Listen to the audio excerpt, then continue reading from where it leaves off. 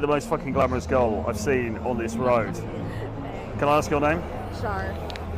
Okay, right. So the reason I want to show this one now, it turns out this girl's got a boyfriend, or she says she's got a boyfriend at the end, right? It doesn't really matter. The reason I wanted to show this was because I like the ballsiness of the approach. Now, obviously, as you can see, this is in the nighttime. So this is kind of spring, summer. Nowy Świat, which is the main street in Warsaw. It's at night. There's obviously people outside these restaurants, blah, blah, blah. So it's kind of a party, kind of an atmosphere. But I just walk up to her and I basically say, you're the fucking hottest girl I've seen on this street, okay? It's very ballsy. It's very direct. And she fucking likes it. And she's not even Polish. She's American. Well, she's Kenyan, actually. But she's, well, we find out that she's lived in America, or she's been brought up in America. So let's watch this again. Sorry, you have the most fucking glamorous girl I've seen on this road. Can I ask your name? Char.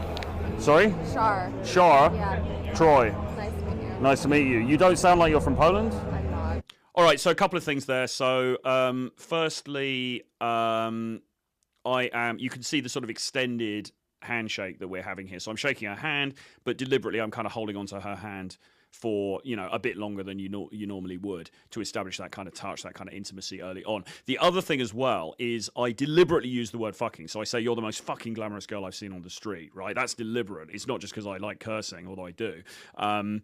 I'm trying to be as brash as I can be. Okay, now this sort of approach tends to work better at night. I've done this kind of thing, as I told you, in Miami as well, even more forcefully actually than this. And you know, like at night, it's a bit different because people have had a few drinks and they're out to party and blah blah blah. It's kind of harder to pull this sort of thing off, you know, if it's the middle of the daytime on a rainy Tuesday. But the key thing about this really is it's good to go in with some impact, right? It's good to go in and with some welly and actually create an impression straight off the bat, okay?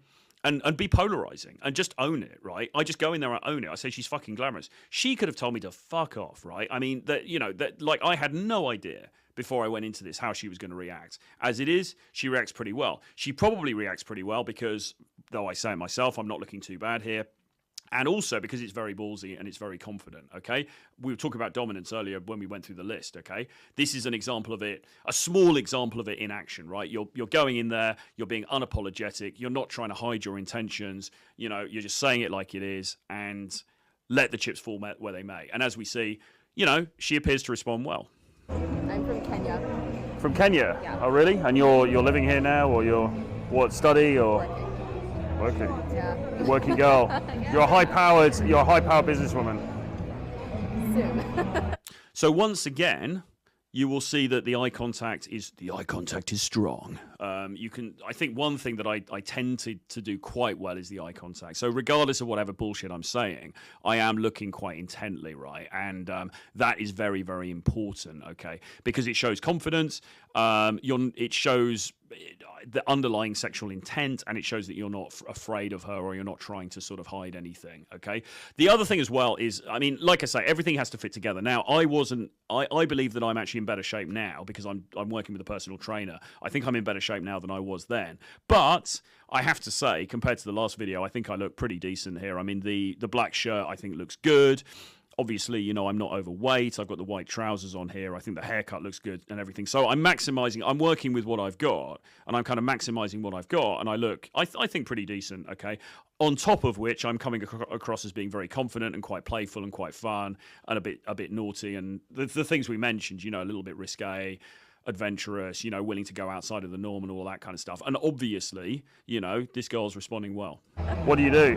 You look like you work in fashion or something. No, I just came from dinner. Sorry? I work in something a little bit more boring, supply chain management. Oh, Jesus. Yeah. Supply chain management. Yeah.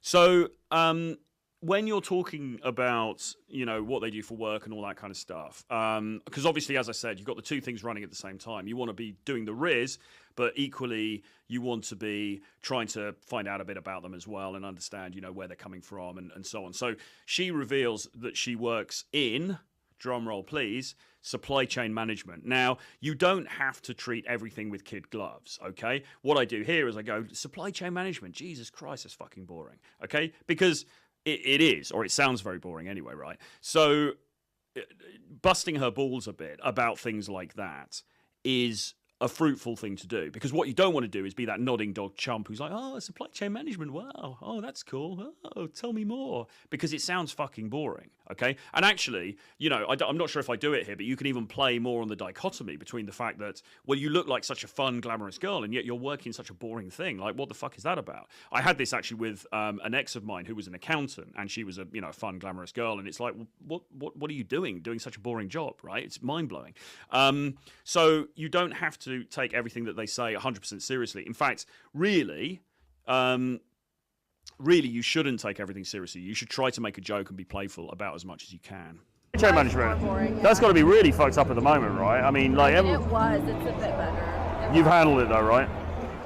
Sure. You have an American accent. Did you go to a, like, international school? No, I lived there for a few years. I'm sorry. Whereabouts? Okay, so, you know, you've got to give me props for that one. That's quite a good joke. So she says, I say, you've got an American accent.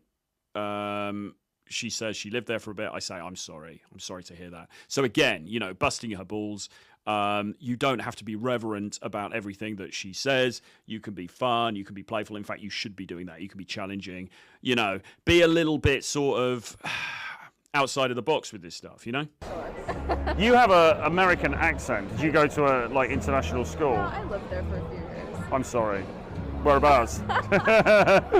Now, I do laugh at my own joke there, which is not actually the best thing to do, but I think I get away with it because I delivered the line quite well. So I kind of laugh at it, which I think is okay. I mean, generally speaking, you want to try to avoid laughing too much at your own jokes. I think if I'd have been completely poker faced there, it may have spoiled the moment a little bit.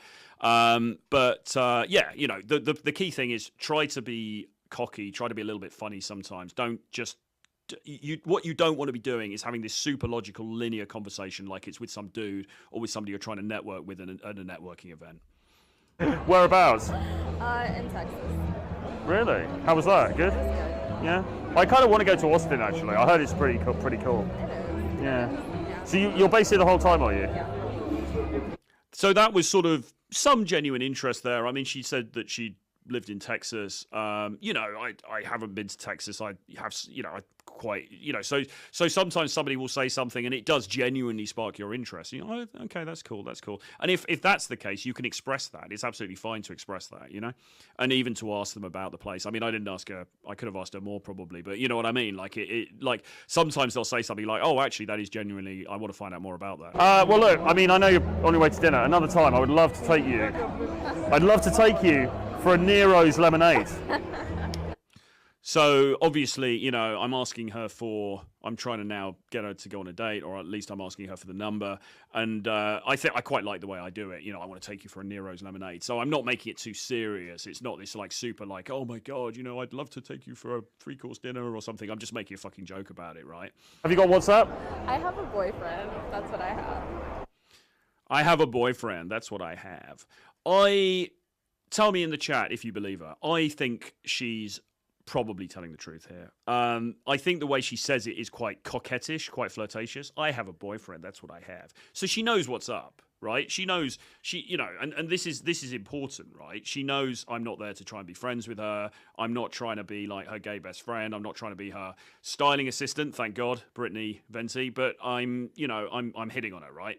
And so she shuts me down pretty quickly because it's pretty fucking clear what's happening. Now, actually, this is good because it's far better to get to the point of decision more quickly rather than being, you know, imagine if I ended up going on 3 dates with her or something like that and then she's actually not interested, or she has we go on these friend dates and then she's got a boyfriend or something. You want to cut to the chase quickly. You want to present as the guy who's, you know, he's a bit of a player. She knows what he's there for. She's flattered. She finds it fun. Maybe she finds it a bit sexy in the moment, but then she puts that barrier down and she's like, no, I've got the boyfriend, whatever, fine. It's better to get to that point of decision, okay? I think she was telling the truth here. I could be wrong. Who knows? It doesn't really matter, because even if she wasn't, to be honest, if it's a rejection, that's fine. It's still better to plow through these things as quickly as possible, okay? But to try and do so in a manner that is kind of entertaining and engaging and fun and, you know, is a good vibe for both of you, which I think is achieved here.